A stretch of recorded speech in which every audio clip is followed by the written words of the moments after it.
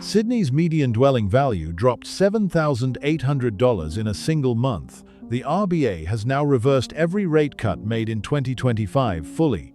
Consumer confidence is at its weakest reading in more than 50 years. So the question every Sydney homeowner is asking right now is, how much further does this go? If your money is tied to Sydney property, you need to see this first. Here's what nobody is telling you about this downturn. Everyone is calling it a correction, a pause, a blip. The agents are saying hold. The banks are saying it's orderly. The government is saying nothing at all. But there are three things the data is telling us that none of those people want to say out loud. Welcome to Sydney Housing Collapse. First, why the split market is more dangerous than a uniform crash and what it means for your specific property. Second, the 270,000 ticking time bombs buried inside government lending schemes that could turn a correction into a collapse. Third, where Sydney sits against every comparable city that has been through this before and what happened to them next. We will cover all three. But before we do, here is the number that changes the frame entirely. Australia has had 10 housing downturns in the last 40 years. The worst was 2017 to 2019 values fell 8.2%. The second worst was 2022 to 2023 8.1% in 9 months. The data from Cotality, as of May 2026, shows Sydney is now positioned for its largest decline in at least 40 years. Not 8%, larger than that. Let us be precise about what that means. Cotality's Home Value Index for April 2026 puts Sydney's median dwelling value at $1,292,157. That is $7,800 less than the month before. Sydney is now 1% below its November 2025 peak. The median house price, specifically not units, houses dropped to $1,600,301. That is $11,300 gone in April alone. $11,300 in 1 month. To put that in plain terms, if you are a nurse at Westmead Hospital on an average salary of about $85,000 a year, Sydney's median house lost roughly 16% of your annual gross income in 30 days. You did not lose it, but the gap between you and that house got $11,300 wider, and the RBA has kept moving. The cash rate now sits at 4.35%, according to RBA data from May 2026. That fully reverses every cut made through 2025. Each 0.25% hike reduces the average borrower's purchasing capacity by approximately $12,000. 2 hikes this year means roughly $24,000 stripped from what buyers can offer. That is not a rounding error. That is a bedroom in Western Sydney. Meet Daniel. He is 34, a project manager in Parramatta, and he has been watching the market since 2023, waiting for it to soften. In February this year, he got pre-approval for $1,050,000. By May, after the second hike, his broker told him that figure had dropped to $1,026,000. I lost $24,000, he said. And I haven't done anything wrong. I haven't spent differently. The rules just changed underneath me. Daniel is not unusual. He is the market right now. So, the question is, if rates are doing this to buyers, what is happening on the other side of the ledger to the people who already own? Section 1. The split market. Why where you bought determines everything. Cotality's Home Value Index for April 2026 shows something that has not been widely reported. Sydney's market has fractured along price lines. The upper quartile, the most expensive quarter of properties in the city, has fallen 3.3% year to date. At the same time, the lower quartile has risen 2.9%. Tim Lawless of Cotality described it directly. The largest difference between upper and lower quartile value growth is in Sydney. Read that again. The most expensive properties in the most expensive city in the country are falling, and the cheapest properties are still rising. What does that look like on the ground? Cotality and Australian property experts' data from April shows South Wentworthville surged 37.2% in 12 months. Kingswood units jumped 24.4%. Meanwhile, premium eastern suburbs are flat or falling. The affordable west is booming. The expensive east is collapsing. This is not a correction that treats all Sydney homeowners equally. Meet Christine. She paid $1,800,000 for a house in Mosman in late 2024 at the peak. She was advised by her agent that the eastern suburbs were always safe. Since November 2025, her suburbs' upper quartile values have traced the city's decline. "Every month I check, and it's another step down," she said. "I kept being told this was temporary. Now, I'm wondering what temporary means." The counter-argument you will hear from real estate commentators is this: the East always recovers. Premium property always returns to growth. The wealthy suburbs of Sydney have survived every previous downturn. That is true. They have. But that argument has a condition attached to it that nobody states clearly. They recover when rates come down, when credit loosens, and when foreign buyer activity returns. Right now, rates are not coming down. Credit is tightening, and the luxury market in Sydney is facing global headwinds as interest rate-sensitive wealth contracts. The recovery argument assumes conditions that do not currently exist. The market has split. If you own in the West, you may be fine for now. If you own in the upper quartile anywhere in Sydney, you are exposed. Section 2. 270,000 loans on the edge. This is the part of the story that is not getting enough attention. There are approximately 270,000 government-backed loans currently active across Australia, issued at deposit rates as low as 2% and 5% under federal first home buyer schemes. Think about what that means in a falling market.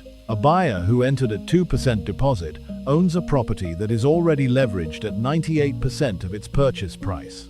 A fall of 2% in value wipes out their equity entirely. They are in negative equity. They owe more than the property is worth. Cotality data shows Sydney values are now 1% below their November 2025 peak. That is already halfway to zero for the most leveraged buyers.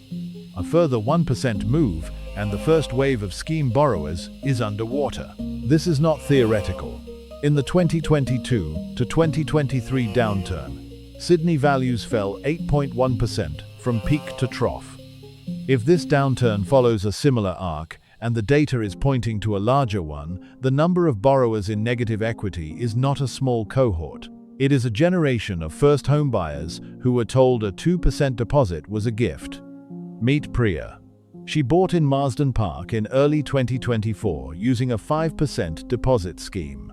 Her purchase price was $780,000. She put down $39,000. The property is now valued on the most recent comparable sales in the area at around $750,000. Her equity position, roughly $9,000. "I did everything right," she said. "I saved for years. I used the government scheme, and now I'm being told the market is correcting and I just have to ride it out. I can't ride it out. I'm already at the edge." The counter-argument here is that negative equity only becomes catastrophic when borrowers cannot service their repayments and are forced to sell. If Priya keeps her job, keeps paying her mortgage, the negative equity resolves when values recover. That is correct. But the RBA's own data shows mortgage repayments currently consume 61.8% of median household income in Sydney. That is not a household with much margin. One job loss, one health event, one relationship breakdown. Any of those tips a borrower from riding it out to selling at a loss. And if enough of those borrowers sell in the same window, they do not just lose their equity, they pull down the prices around them. It is not a theory, it is a mechanism. And 270,000 loans are sitting inside it. Section 3. Auction clearance rates, vendor discounting, and the signal everyone is ignoring. Markets tell you what they are doing before analysts announce it. The signals are there if you read them. Cotality data from May 2026 shows auction clearance rates have fallen below 60% since mid-March and have stayed there. That is the critical threshold. Below 60%, sellers are consistently losing negotiating power. Above 60%, buyers need to move fast. Below it, they do not. Listings are 4.7% above the 5-year average. Vendor discounting the gap between asking price and sale price has risen to 3.1% across combined capitals. And consumer confidence, measured by the ANZ-Roy Morgan Index in May 2026, is at its weakest reading in more than 50 years. 50 years. The last time sentiment was this low, Sydney did not have a housing crisis. It had interest rates above 15% and a recession. We are not there. But the people who buy and sell property, the people whose confidence drives the market, feel something close to it. What does a 3.1% discount mean in practice? On Sydney's median house price of $1,600,301, it means the average seller is accepting $49,609 less than they asked. That is not a rounding error. That is a year's salary for many Sydney workers left on the table. Meet Mark. He listed his townhouse in Penrith in February for $850,000 based on comparable sales from 2024. After 2 months on the market and 3 price reductions, he accepted $815,000. My agent kept telling me the market was soft, and to be realistic, he said, but I bought that place for $740,000 in 2021.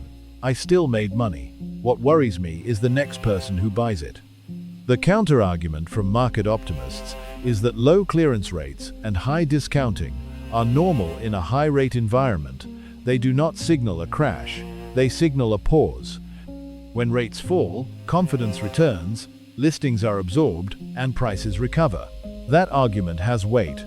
It has been true in previous cycles, but it has a precondition. Rates need to fall. The RBA has moved in the opposite direction for the first 5 months of 2026. It is not cutting.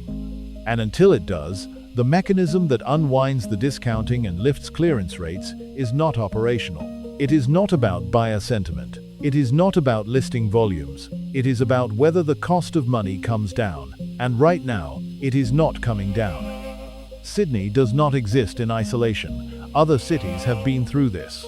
Let us compare Sydney to 3 of them using the same metric. The time a median income household takes to save a 20% deposit on a median price dwelling. According to NHSAC's State of the Housing System Report 2026, the average Australian now needs 11.2 years to save a deposit. The Demographia International Housing Affordability Report places Sydney consistently in the top 3 least affordable cities on Earth, alongside Hong Kong and Vancouver.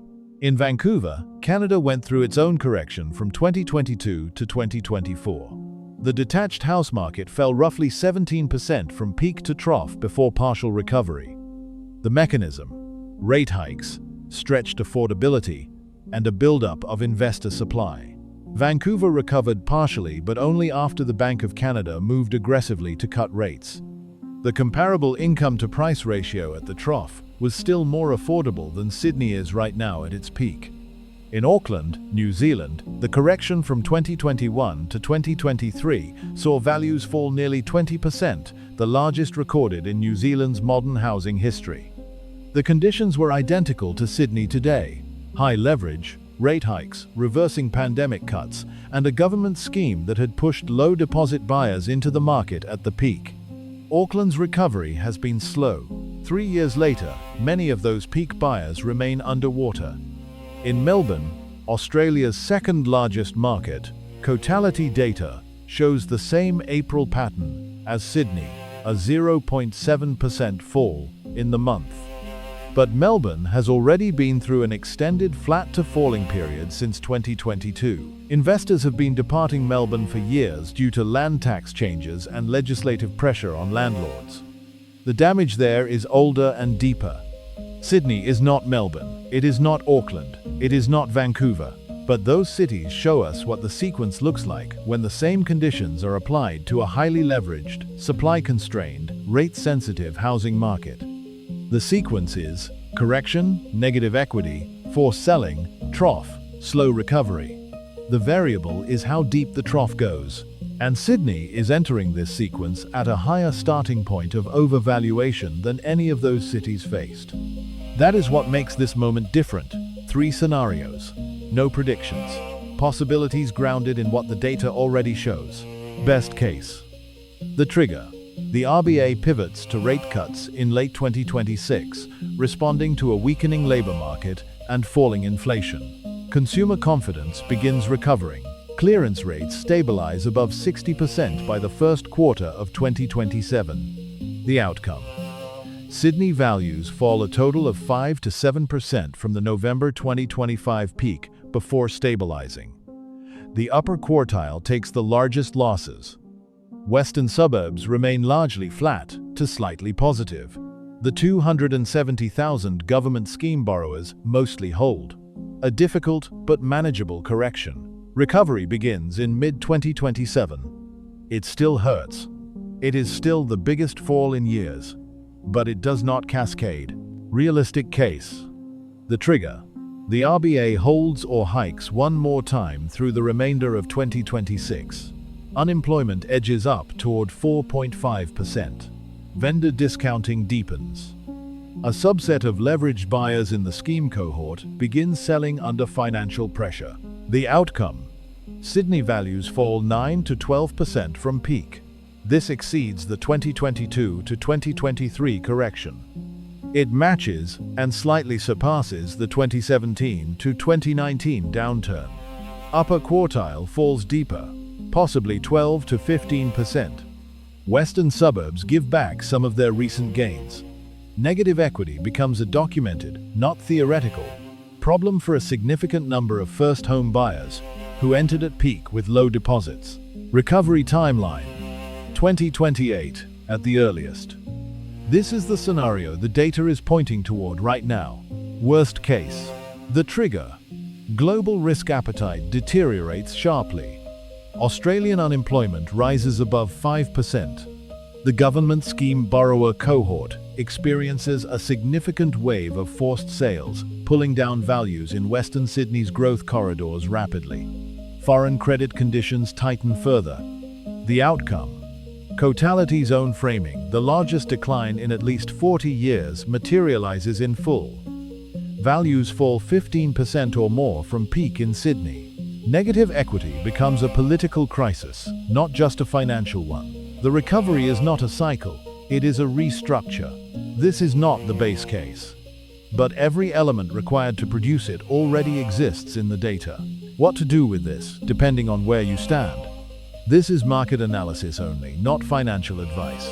Always speak to a qualified professional before making any property decisions. If you currently hold a mortgage in Sydney, stress test your repayments against a further 2 rate hikes.